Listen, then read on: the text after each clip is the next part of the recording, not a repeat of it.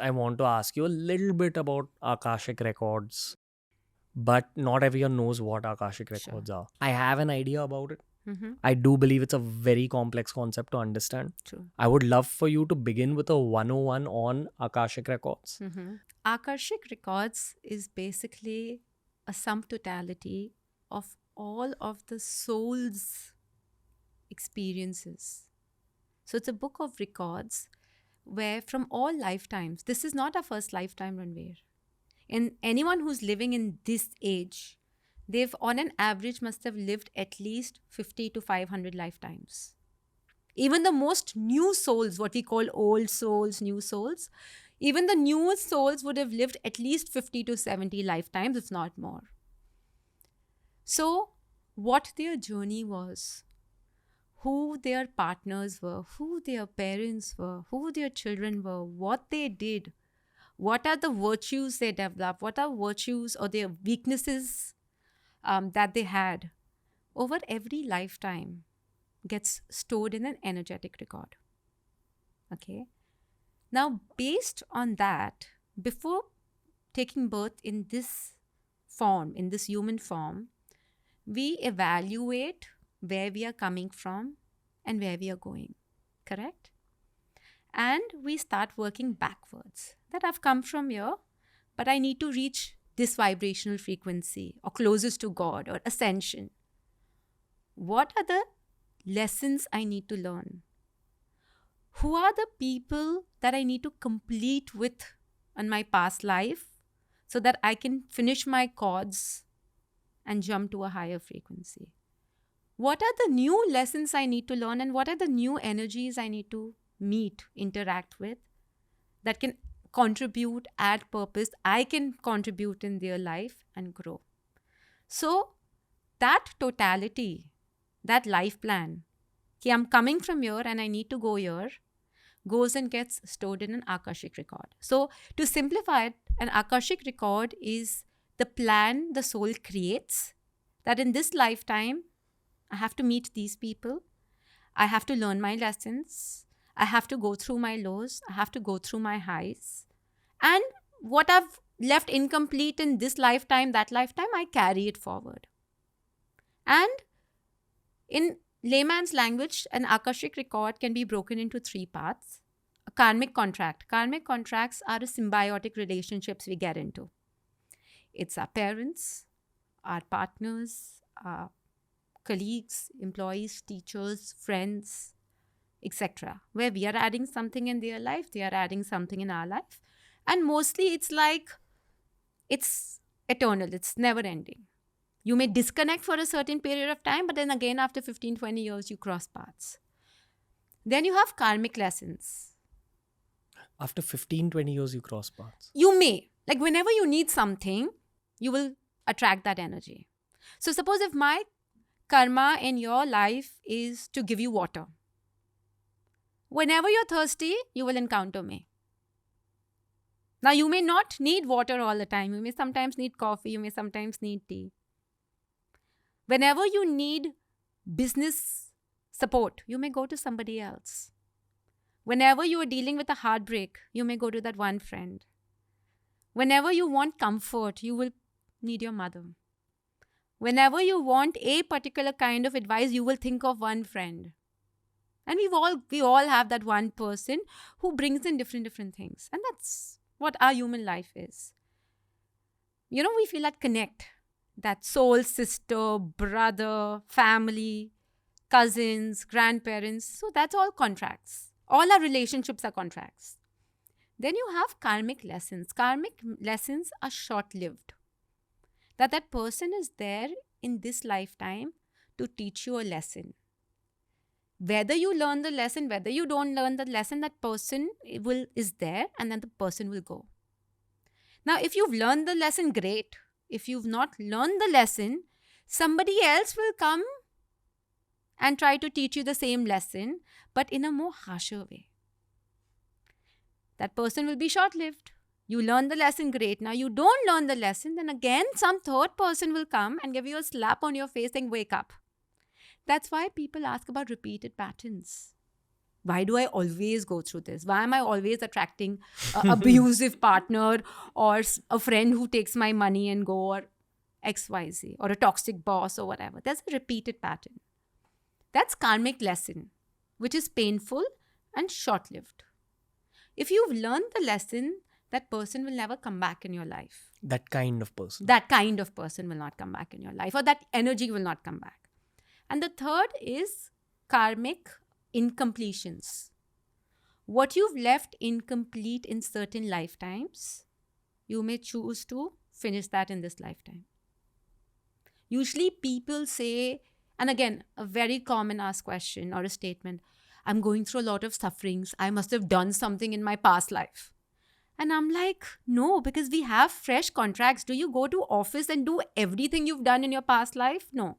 You pick up new contracts, you pick up new lessons, you pick up new projects. And yeah, one or two things that have been left incomplete from yesterday, you carry it forward. Because if a soul kept doing exactly what they did in their past life, they would never grow. There would not be any evolution. What are the early signs to avoid these toxic patterns?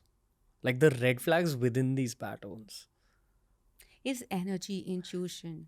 I think definitely what you're saying, but you've also got to self-assess a lot. True. And a great way of doing that is just write down your life. True. Your adult life after college, what happened, who were the kind of people you met. If you've had relationships, why did they happen? True. What did you feel early on? What did you feel towards the end? Is there a common link? True. This kind of self-assessment is very important. I have figured that my type when it comes to people I've dated are people who are a little eccentric. You're a protector. You like to protect vulnerable girls. Yeah. So you'll always attract someone weaker or someone who's gone through trauma. Yeah, gone through trauma. Okay. But is that what you need? You need someone who's secure. You need someone who's strong. You need someone who's powerful. Only then you will be able to grow while being in a relationship. You need someone who has a solid life. She may not be perfect. She may have her own set of, but at least she doesn't need you to fix them. Yeah. You know?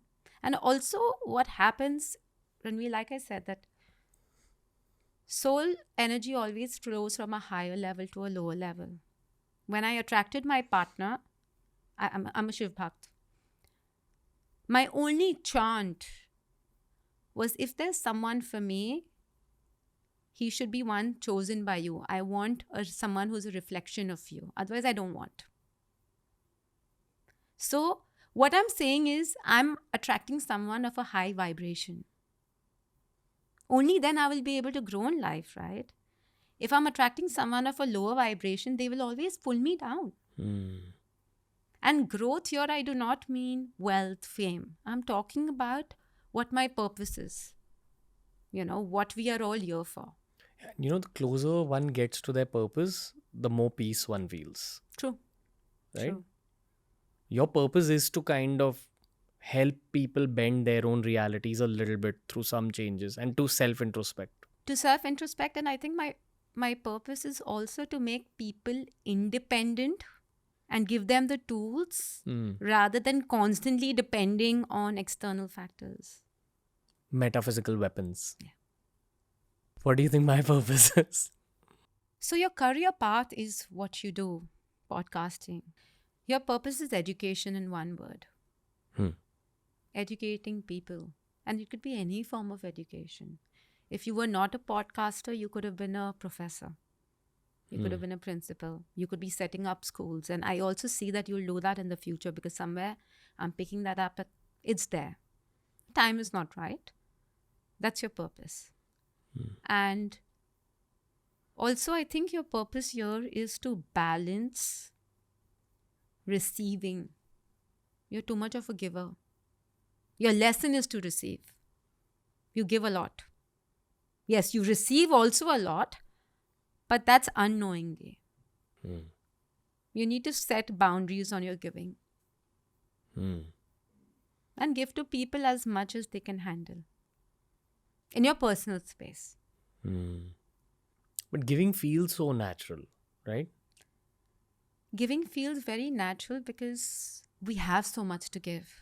It's the curse of being Punjabi. I agree. But also, I think over a period of time, I've personally learned that only give to people how much they can handle, because that's the best form of energy conservation. Today, we work so hard to vibrate at a higher level, meditate, learning about ourselves, learning our lessons. Giving is not the issue. Giving it to the right person who can handle it.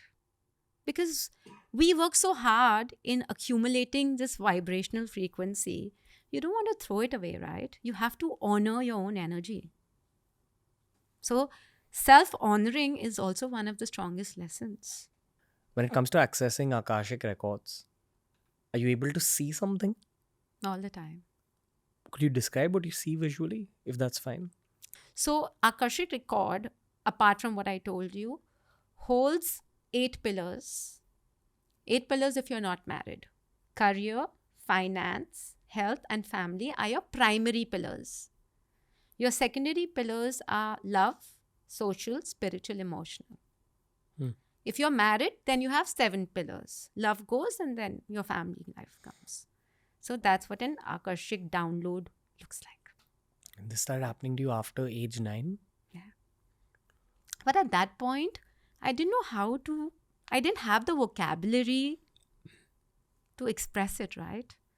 Even when I was initiated into my powers at 16, Ranveer, my master never told me you'll be practicing professionally. I went down the whole academic route. I wanted to be an aeronautical engineer. I studied science. Wo nahi hua. Then I became a fashion designer.